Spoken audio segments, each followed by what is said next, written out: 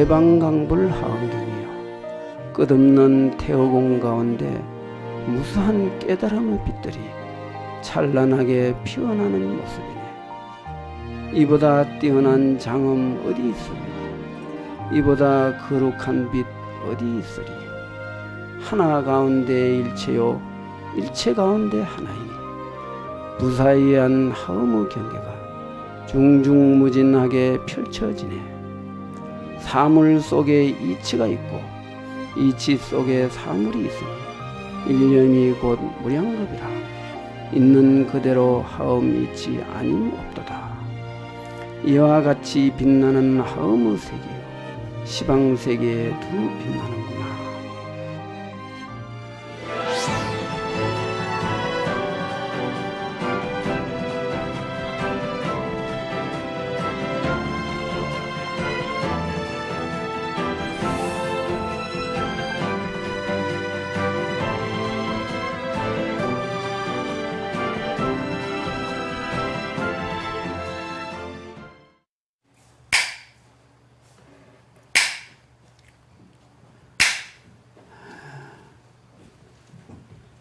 푸른 가을 하늘에 흰구름 두둥실 떠가고 맑은 그 바람은 잔잔하게 불어오고 있습니다.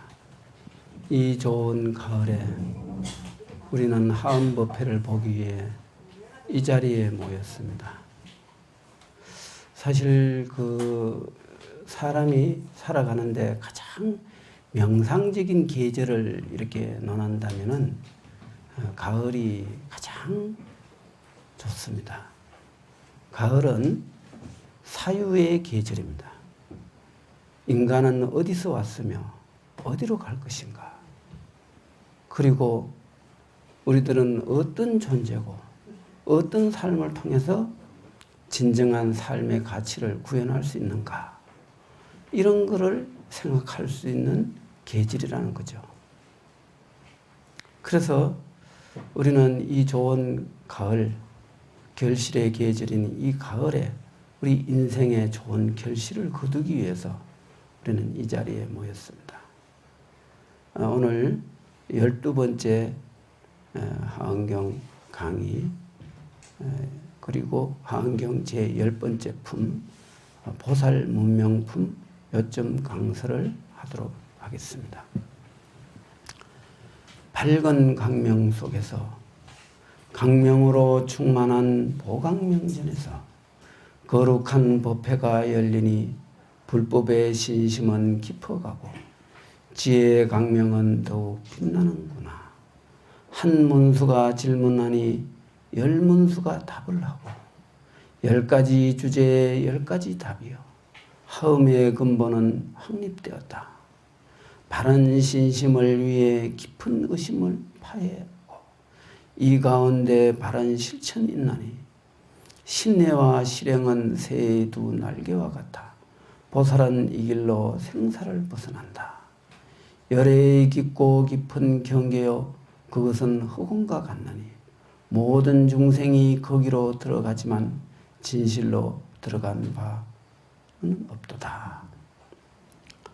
본품의 대의를 이렇게 읽어보고 이렇게 간결하게 시적으로 읊어봤습니다.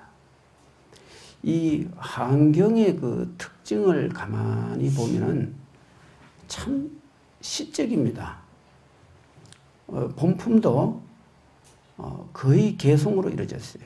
지난번에 했던 강명각품도 개송이 거의 주류를 이루는데 이 불경에서 이렇게 시가 많이 나오는 불경은 하은경이 유일합니다. 그래서 물론 뭐 수타니타라든가 뭐 여러 가지 근본 불교도 개송으로 편집이 많이 됐지만은 이 대성경전에서 개송은 하은경이 제일 많이 이렇게 이루어져 있어요.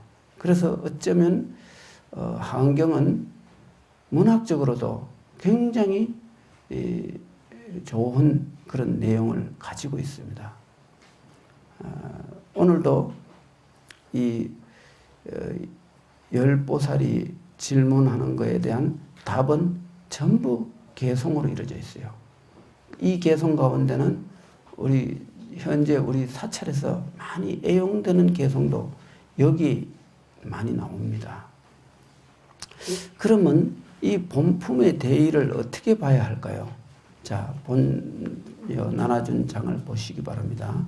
본장에서는 하음어 대법을 설하기 전에 보살이 가질 수 있는 10가지 의심을 문수보살이 질문하면 9 숫자 돌림의 이름을 가진 보살이 답을 하는 내용이 나옵니다. 여기에 등장하는 문수의 각수, 재수, 보수, 덕수, 목수, 진수, 법수, 지수, 현수 등 보살의 문수의 다른 이름으로 하음어 대법을 설하기 위해 방편으로 나타신 보살들입니다. 여기서 숫자가 이렇게 왜 돌림으로 이렇게 했는가? 요거를 가만히 들여다보면은 이 각수라든가 재수 이런 등등의 보살들이 내용과 관련된 이름이라는 것을 알 수가 있어요. 그래서 내용에 관계되는 이름으로 이렇게 이루어진 것이기 때문에 우리는 이름을 통해서 내용을 파악할 수가 있습니다. 여기 나오는 신문수가 설한 법문을 10가지 심법문이라 했는데 여기서 심이라 그러는데 심은 심할 심자고 뒤에 한문으로 심은 깊을 심자입니다. 앞에 심자는 양적으로 방대하다는 것을 의미하고 뒤에 심자는 뜻이 깊다는 것을 의미해요. 그래서 10가지 그 양적으로나 질적으로나 깊은 법문이다. 이렇게 할 수가 있습니다.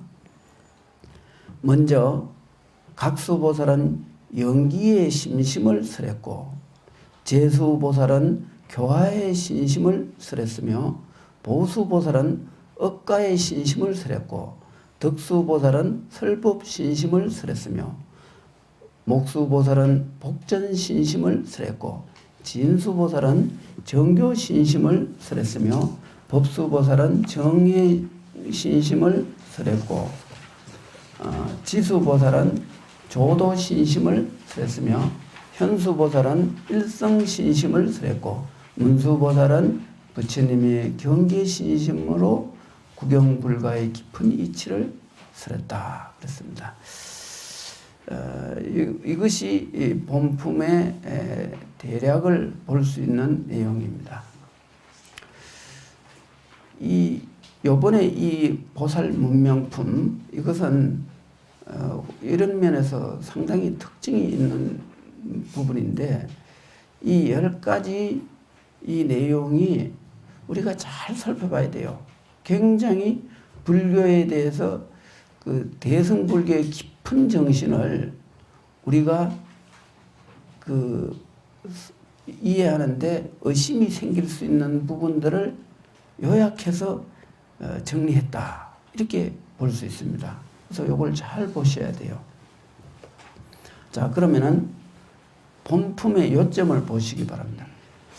이때 문수보살이 각수보살에게 물었다. 불자여 마음과 성품이 하나인데 어찌하여 가지가지 차별이 생기는가? 이른바 선악과 고락과 미추가 다르며 왜 업을 마음을 알지 못하고 마음은 업을 알지 못하며 이는 연을 알지 못하고 연은 인을 알지 못하며 등등이 쭉 이어지는 그런 질문이 있습니다. 근데 요것만 해도 대충 대의를 파악할 수 있으니까 이렇게 나머지는 약했는데 그 각수보살이 개성으로 답하되 모든 법은 작용이 없으며 또한 체성이 없으므로 일체가 각각 서로 알지 못하느니라 그랬습니다. 그 각수보살의 그 답한 개성이 좀 이해가 잘 안 되죠. 자, 첫 번째, 모든 법은 작용이 없으며 또한 체성이 없으므로 일체가 각각 서로 알지 못한다 그랬습니다. 요거를 이해하려면 다음번 개송을 보시면 돼요. 비유컨대 시냇물이 빠르게 흘러가되 각각 서로 알지 못하듯 모든 법도 이와 같느니라.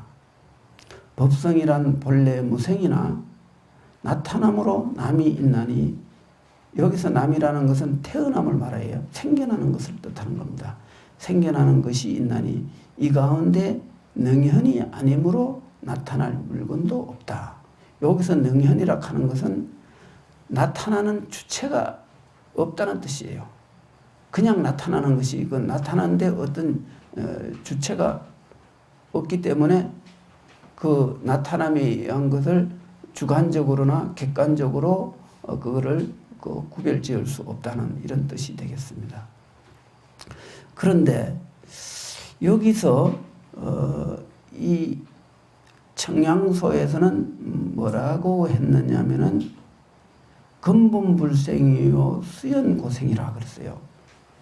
앞에 인연을 뒤에 인연이 인식하지 못한다, 이런 뜻이에요. 그러면 이 세상의 모든 법은 존재 그대로 실상이기 때문에 누가 주가 있고 누가 객이 없습니다. 따라서 이 가운데는 아인 사상도 존재하지 않습니다.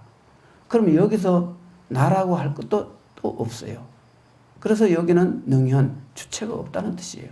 능이 나타난다. 자기가 스스로 알아서 나타나는 그런, 그 능이 나타나는 그 주체가 없다는 거죠.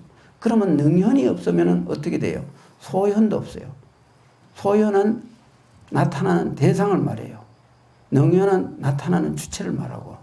그러니 무하니까 능현이 없다고 봐야 되겠죠? 그러면 이렇게 능현과 소현, 나타나는 주체도 나타나는 대상도 없다는 것은 뭘 말하느냐? 근본은 불생이기 때문에 청량소에 그렇게 나옵니다. 근본은 불생이므로 수연고생이라.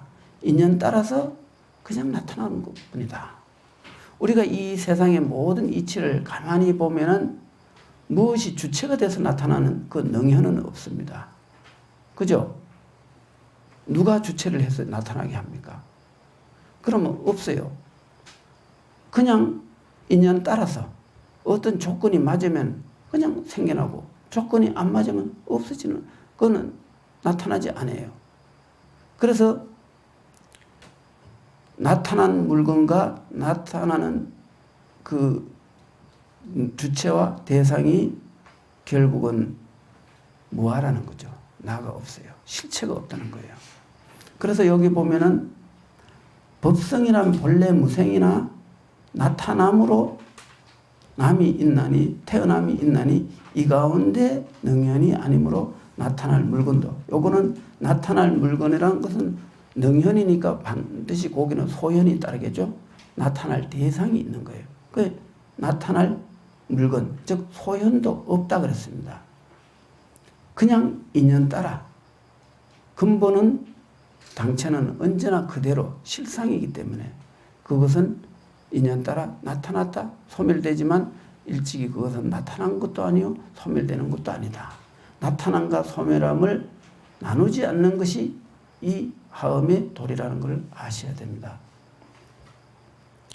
그래서 그 청양국사는 상유상공 시적 만물지 자하라. 항상 있고 항상 공했고 이것이 곧 만물이 스스로 비어있는 그 모습이다. 이랬습니다. 스스로 만물이 비어있는 모습이라. 이것이 바로 화엄의 근본 정신에 해당됩니다. 이처럼 각수보살이 그 문수보살이 각수보살에게 물었습니다. 이 마음은 하나인데 어째서 이렇게 가지가지 차별 현상이 있느냐? 이렇게 질문을 했습니다. 그리고 여기에 대해서 각수보살은 뭐라 그랬어요? 개성으로 모든 법은 작용이 없으며 또한 체성도 없으므로 일체가 서로 각각 서로 알지 못한다 그랬어요. 이거는 뭐냐면은 가지가지 차별은 그것이 실제 하는 것이 아니라 있는 그대로 그 많다 적다 하는 것이 중생의 분별심일 뿐이지 사물은 서로 인식하지 못한다. 그러니 그거는 많은 것도 아니고 적은 것도 아니다. 그럼 차별스러우나 차별스러움도 아니고 또 차별스럽지 않다는 것도 차별스러움에 의해서 차별스럽지 않음이 있어요. 그런데 이거는 이미 법성에 이치는 한학원을 여기에 어찌 차별이 어디 있겠느냐. 또 차별이 본래 근본이 불생인데 차별하지 않음도 차별함도 또 생겨남도 멸함도 본래 존재하지 않는다. 이런 뜻이 되겠습니다. 이게 굉장히 중요한 거예요. 왜냐하면 우리가 공부를 하는데 현상적인 차별 경계를 어떻게 우리의 그 성품은 하나인데 왜 이 가지가지 차별법이 생겨나느냐 하는 건 충분히 의심이 갈 만한 내용이거든요. 여기에 대해서 개성을 이렇게 설한 겁니다. 그 다음에 두 번째,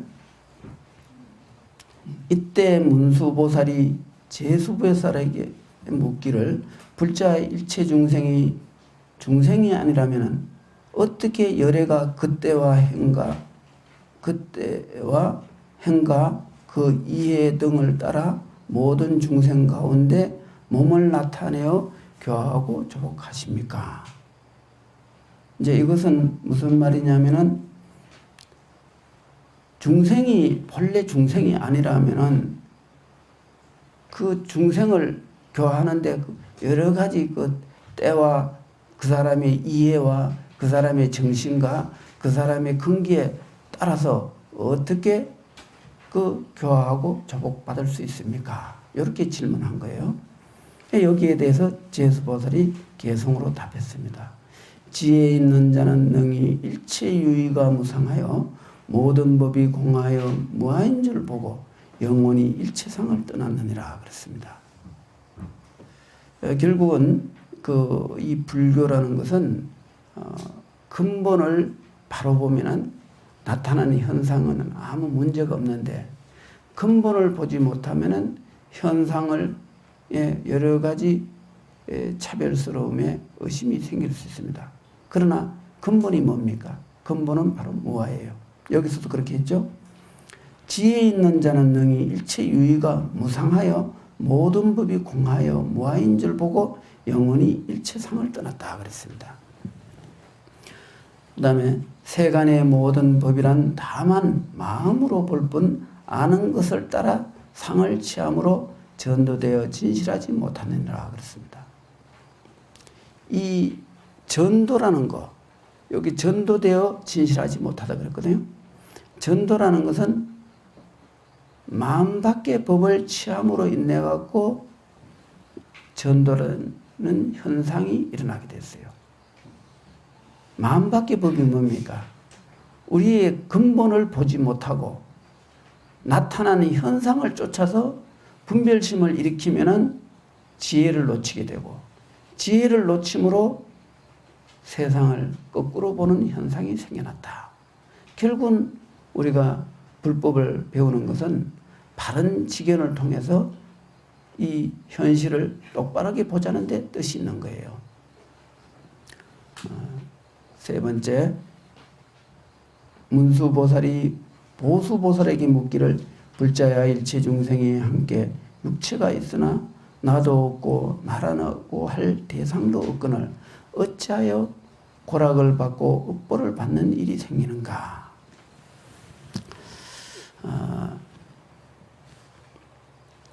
이렇게 나가 없는데 고락을 받고 업보를 받는 것은 이건 뭐냐?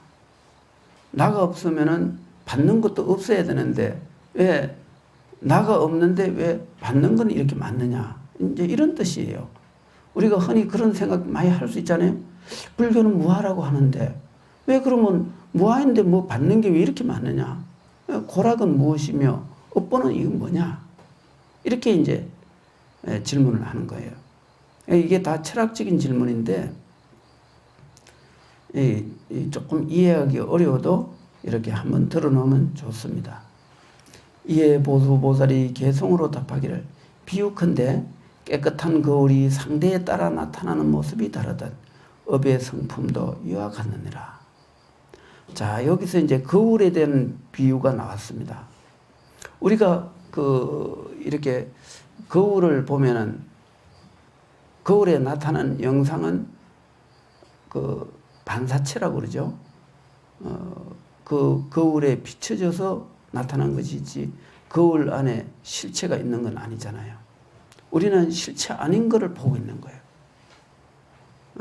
여기서 비유를 우리가 그러면 밖에서 반사하는 대상이 되고 있는 그 물질을 그거는 실체로 보면 안 되느냐 하는데 그 비유는 요 비유드는 그 포인터, 그 핵심만 보아야지 그거와 연관된 다른 것까지 하면은 그 비유를 드는 뜻을 놓치게 돼요. 여기서 말하는 비유는 거울 속에 나타나는 현상이 실체하지 않는 단지 영상일 뿐이다. 그런데 그것이 가지가지로 나타나지만 거울은 변함이 없어요. 그렇죠? 거울에 온갖 것이 나타나지만 거울이 변함이 없듯이 우리의 불성자리는 본래 무하지만은 그 무하에서 나타나는 현상은 인연 따라서 여러 가지가 나타날 수가 있다. 나타난다 해서 거울은 변함이 없다. 그대로다. 이런 뜻이에요. 이해가 되죠? 네, 이제 잘 되실 거예요.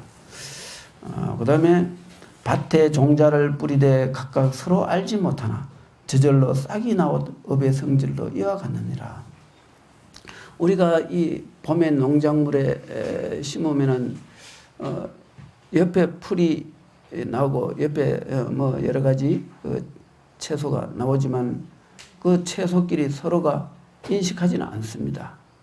인식하지 않지만은 서로가 햇빛을 많이 받기 위해서 나름대로 경쟁은 해요.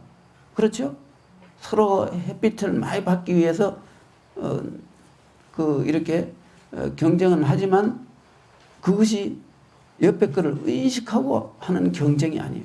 그 역시 그냥 자연스러운 거예요. 마치 해바라기 꽃이 해를 따라서 방향을 돌리는 거는 해가 좋아서 감정적으로 좋아서 그런 게 아니고 그 빛에 따라서 그냥 움직일 뿐이에요. 마치 우리 그림자가 빛의 반대쪽에 그림자가 나타나지만 그 그림자가 나는 이쪽으로 움직일 거야 저쪽으로 이런 건 없잖아요. 그냥 빛에 그냥 그림자가 생겨났을 뿐이거든요.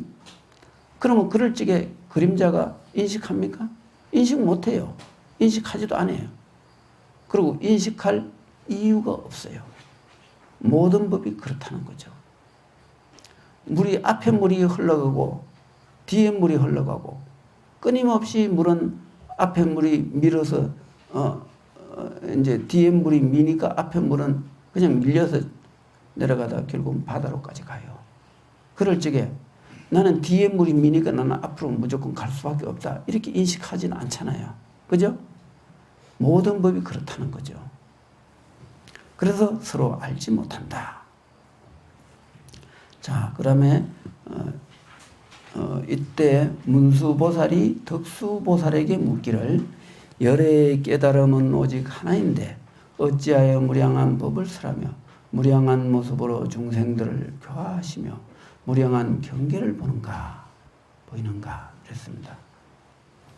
뭐 이것도 다 사실 비슷한 내용입니다. 따지고 보면은 깨달음은 하나인데 어째서 여러 법을 설하느냐. 그거는 누구를 위해서 설했습니까? 그것은 중생을 위해서 설한 거지 법이 가지가지가 있는 건 아니라는 거죠. 법은 하나라는, 여기서 말하는 법이 하나라는 것은 법이 한 개만 존재한다 이런 뜻으로 이해하면 안 돼요. 법은 하나를 인정하면 둘을 인정하게 돼요. 둘은 어디서 나왔습니까? 둘은 하나에서 나왔어요. 그럼 하나는 어디서 나왔습니까? 둘에서 나왔어요. 둘이 있기에 하나가 있고 하나가 있기에 둘이 있습니다. 결국은 하나도 둘도 같은 도리가 되는 거예요. 그래서 여기서 깨달음은 하나인데 하는 것은 이 하나는 어떤 하나를 말하는 게 아니고 그것이 본체는 둘이 아니다. 차별이 없다. 이런 뜻이 되는 거예요. 근데 이렇게 차별이 없는 법에서 왜 차별법을 설하느냐 이런 질문이에요. 여기 대해서 덕수보살이 뭐라고 대답했어요? 자 보세요. 비유컨대 저 큰 바다에 파도가 천만 가지로 다르나 물은 다르지 않던 모든 부처님 법도 이와 같느니라 그랬습니다. 또 마치 흑운 가운데 다른 세간 사람들이 모두 보지만 다른 거기 간 적 없던 모든 부처님 법도 이와 같느니라 그랬습니다. 이런 개성이 굉장히 많이 나와요. 본문에는 이와 유사한 개성들이. 그래서 그 중에서 중요한 건 내가 두 가지만 인용한 거예요. 바다에는 파도가 똑같은 파도는 없습니다. 그렇죠? 파도가 똑같은 게 있습니까? 없지요. 그죠? 그건 인정하죠. 예. 근데 바다 물은 하나입니다. 하나인데 파도는 각양각색의 모습으로 나타납니다. 인간이라는 그 마음은 우리 마음은 하나예요. 그런데 여기 사람 얼굴 같은 사람 하나도 없지요. 인류의 인구가 70억입니다. 70억 인간의 얼굴이 100% 똑같은 건 비슷한 거는 좀 있겠지만은 똑같은 완전히 100% 똑같은 얼굴은 이 세상 어디서 찾아볼 수 없어요. 그건 왜 그렇습니까? 그거는 바다라는 그 물의 성품은 하나인데 바람이 부는 각도와 여러 가지 그 어떤 연기적 작용이 좀 다르다 보니까 똑같은 파도는 일어날 수가 없다는 거죠. 조금씩은 미세한 거는 다 있게 마련이거든요. 우리 마음도 마찬가지예요. 우리 마음은 하나인데 얼굴 모습은 수 70억 그 가지가지로 나타난다. 이제 이렇게 되는 거죠. 이런 뜻이에요. 어렵지 않죠? 네, 이렇게 이해하시면 돼요. 그 다음에 이때 문수보살이 목수보살에게 묻기를, 여기서 목수는 우리가 흔히 뭐 목수 하면은 나무를 다루는 사람은 목수라고 하잖아요. 그런데 여기서는 한문으로 보면은 눈목자예요. 눈으로 이제 눈을 말하는 그 목수예요. 그러니까 나무를 다루는 목수는 아닙니다. 목수보살에게 묻기를 불자여 열애의 복전이 평등하거늘 어찌하여 중생들의 보시 가보가 다른가? 이거 역시 앞에 논리하고 비슷합니다.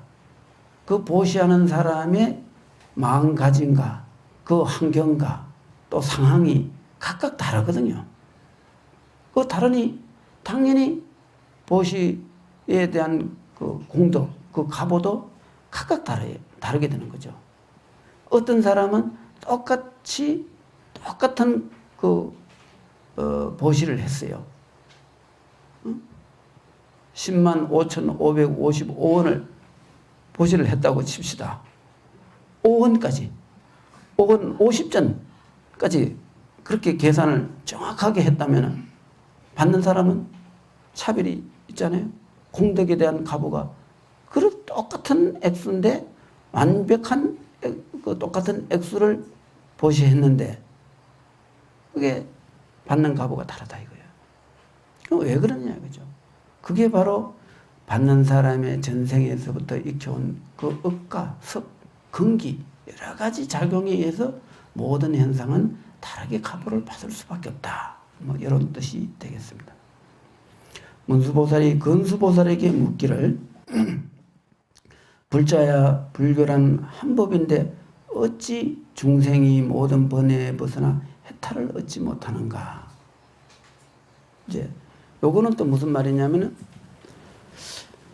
그 부처님 법은 그 해탈이라는 그 깨달음이라는 한 법으로 다 이루어져 있는데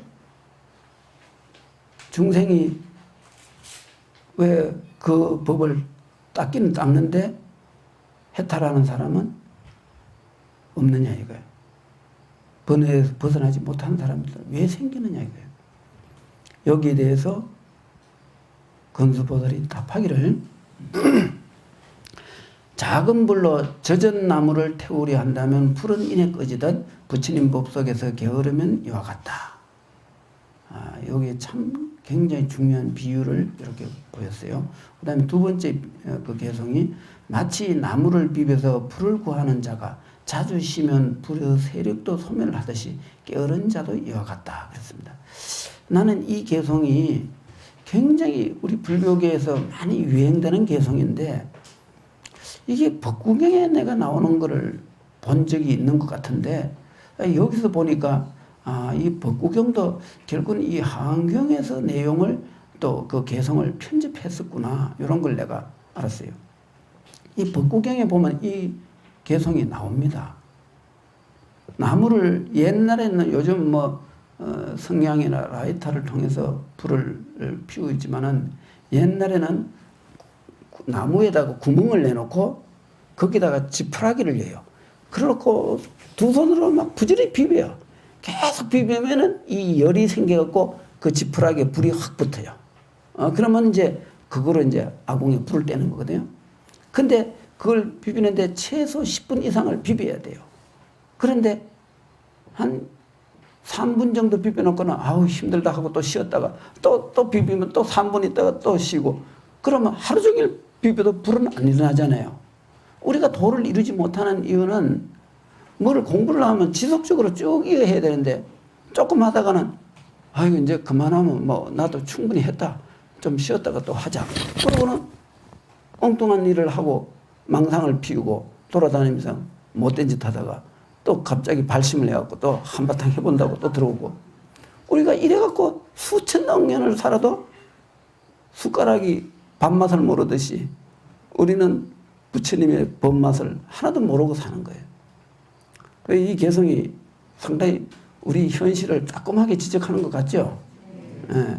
우리가 기도를 해도 좀 지속적으로 해야 되는데 지속이 안 돼요. 그건 왜 그러겠어요? 첫째는 내가 받을 적에 근기가 약해.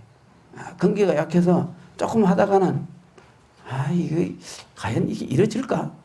이거 안 될 수도 있잖아. 그럼 내가 100일 동안 고생한 게 보람이 없을 수도 있는데 이렇게 의심을 하면은 이게 안 되는 거예요. 그냥 뭐든지 안 되면 될 때까지 지속적으로 그것도 줄기차게 밀어붙여야 되는데 그게 안 되는 거예요. 처음 발심을 끝까지 가지 못하니까 그게 이제 이루지 못하는 요인이거든요. 그리고 또 그 나무를 비비는데 그 속에다 물을 담뿍 담겨갖고 물에 불을 일으키는데 물을 그거다 갖다 적셔놓고 불을 일으키려고 하면은 불이 붙었던 불도 꺼질 판인데 없던 불이 생겨나겠습니까? 안 되겠죠. 근데 사람들은 어리석은 사람은 물속에서 나무를 비비는 거예요. 물속에서 나무 비비면 점점 더 고생만 되지 열이 나오겠어요? 우리가 불법을 구하는데 거꾸로 불법을 구하는 수도 있다 이거예요. 그렇게 하면 도를 얻지 못한다. 이런 뜻이 되겠죠.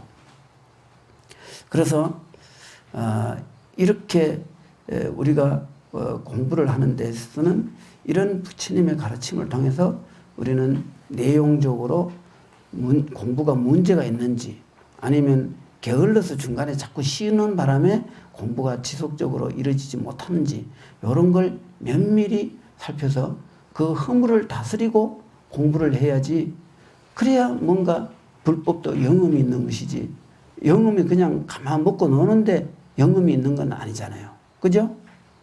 그렇죠? 네.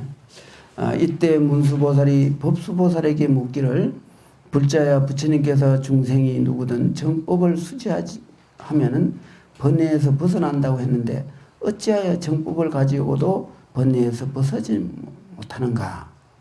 여기에 대해서 법수보살이 개성으로 말씀하시기를 어떤 사람이 갈증이 나서 물가에 갔지만 물에 빠져 죽을까 두려워 물 먹기를 거부하듯 수행하지 않으면 지식도 이와 같다. 어떤 사람이 남의 보배를 헤아리되 자신에게는 반푼의 이익도 없듯이 법대로 수행하지 않으면 많은 지식도 이와 같느니라. 이거 많이 들은 개성이죠. 예, 이것도 아마 법문 하는 스님들이 많이 인용하는 법문이에요. 그 배 타고 큰 바다에 나갔는데 배 안에 물이 없어요. 그러면 바닷물이라도 일단 먹어야 될 판인데 바닷물을 떠먹으려고 이 손을 바다 쪽으로 이렇게 물을 거럭을 떠내밀려고 하니까 몸이 기울어갖고 물속에 빠질까봐 나는 차라리 갈증을 참을지언정 난 물을 먹지 않겠다 한다면은 그거는 영원히 갈증을 면하지 못하는 거예요. 그렇듯이 또 어떤 사람이 목동이 자기 손은 계산할 줄 모르고 남의 옆집 목장으로 가고 남의 집 소가 몇 마리인가 하고 열심히 계산해요. 한 마리 두 마리 하고 수천 마리를 계산해요.